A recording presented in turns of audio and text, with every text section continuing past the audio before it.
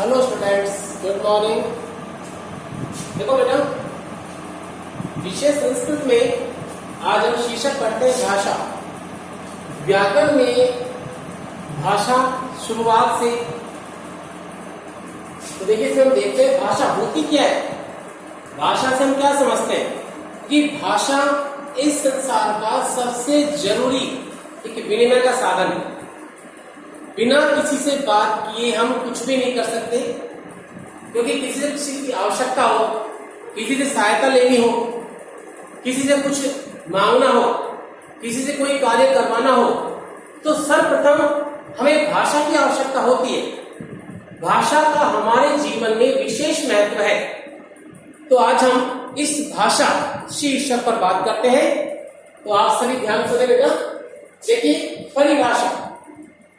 भाषा होता क्या है, इसके लिए पढ़ते हैं कि वह माध्यम यानी ऐसा साधन जिसके द्वारा हम सभी अपने विचारों, सूचनाओं और भावों को, अपने विचारों कि हमारे माइंड में, हमारे मस्तिष्क में क्या क्या विचार आ रहे हैं, हम क्या कोई सूचना है, क्या ऐसी कोई जानकारी है, ऐसी कोई बात है जो हम दूसरों को बताना चाहते हैं, और भावों, हमारे भाव। कई दृश्य मतलब ऐसे आते हैं जिनको देखने पर हमारे अंदर कुछ भावनाएं उमड़ती हैं, कुछ भावनाओं का संचार होता है।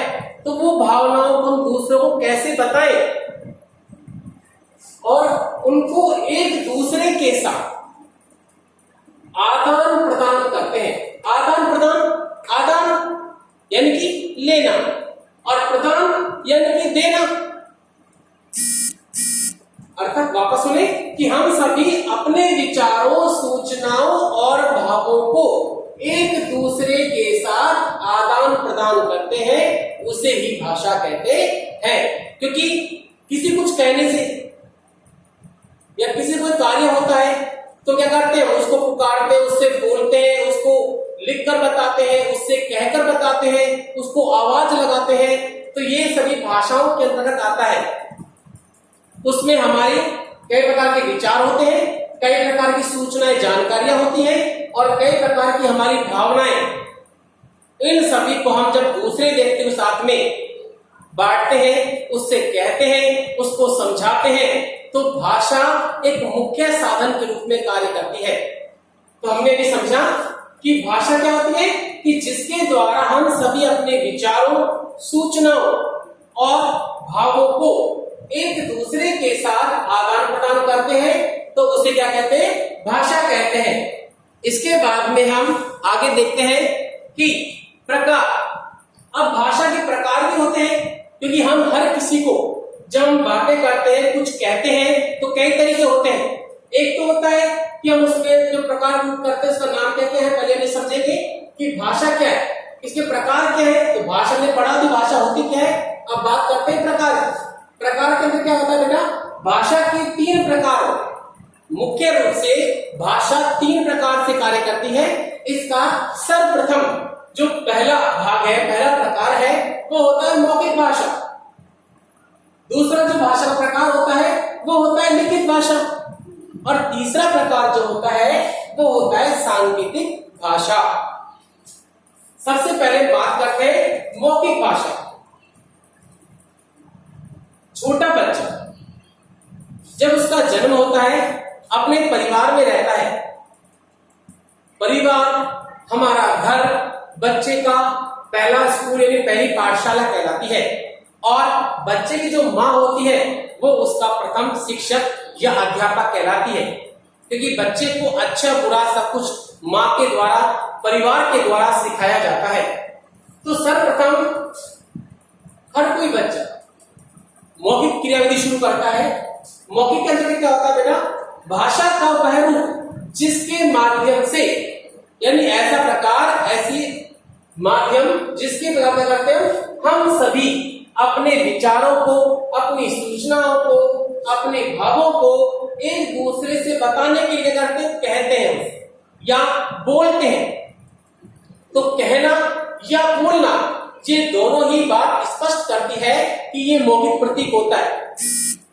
यानी कि जब किसी से हम किसी भी चीज में बातचीत करते हैं किसी भी कार्य के बारे में कहते हैं, किसी चीज की आवश्यकता होती है या किसी चीज को आदान प्रदान करना होता है, तो क्या करते हैं, हम इस भाषा का प्रयोग करते हैं। और सबसे अधिक हम हमारे जीवन में जो प्रयोग करते हैं वो मौखिक भाषा होती है, क्योंकि ये भाषा ऐसी होती है जिसमें हम अपने सभी सूचनाओं को, विचारों को, भावनाओं को, अपनी जानकारियों को कहकर या दूसरे के साथ बोलकर अभिव्यक्त कर सकते हैं, स्पष्ट करते हैं। इसीलिए बोलकर या कहकर कही जाने वाली जो भाषा का रूप है वही मौखिक भाषा कहलाता है। इसके बाद हम चर्चा करते हैं लिखित भाषा।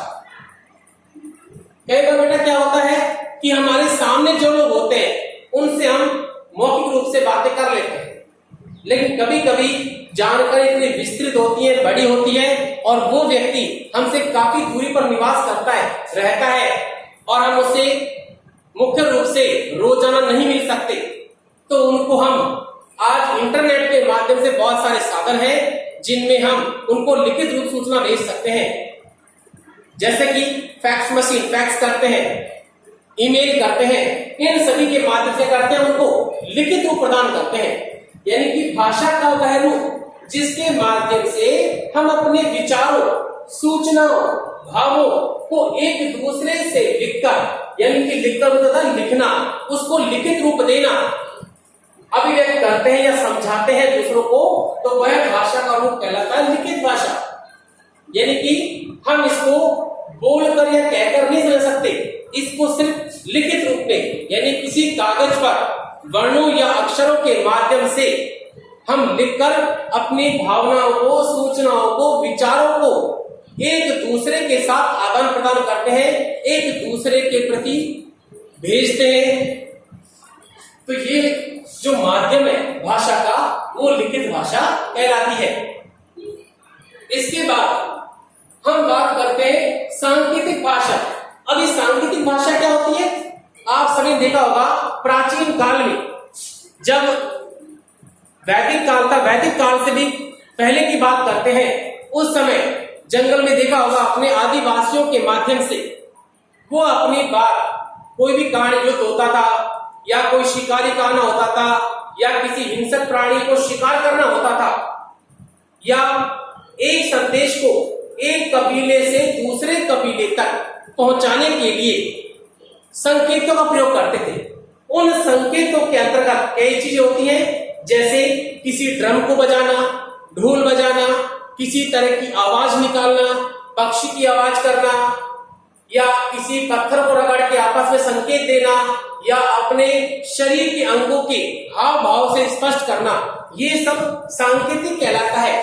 यानी सांकेतिक का अगर बात करें, शाब्दिक अर्थ क्या होता है कि संकेत के द्वारा दूसरे व्यक्ति को अपनी बात, अपने विचार, अपनी सूचनाएं, अपनी जानकारी, अपनी भावनाएं, अपने भाव प्रदान करना या पहुंचाना ही सांकेतिक भाषा कहलाता है।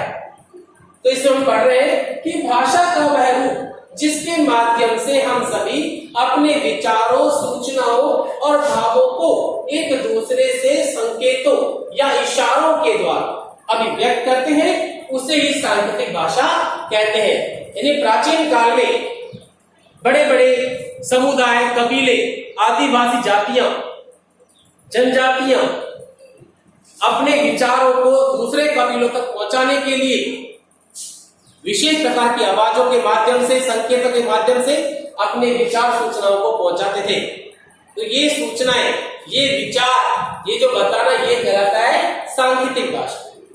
तो आप सभी ने समझा इस बारे में कि भाषा क्या होता है, भाषा के प्रकार कौन कौन से होते हैं, इस प्रकारों के अलग अलग डिवाइड में बांटे। मौखिक भाषा जो बोलकर या कहकर बताई जाती है, लिखित भाषा जो लिखकर दूसरे को प्रदान की जाती है, समझाई जाती है, बताई जाती है, और इसे हमने पढ़ी सांकेतिक भाषा। तो इसमें हमने पढ़ा कि अपने विचारों, सूचनाओं, भावनाओं, जानकारियों को संकेतों के द्वारा या इशारों के द्वारा दूसरों को समझाया जाता है, बताया जाता है, वही भाषा सांकेतिक भाषा कहलाती है।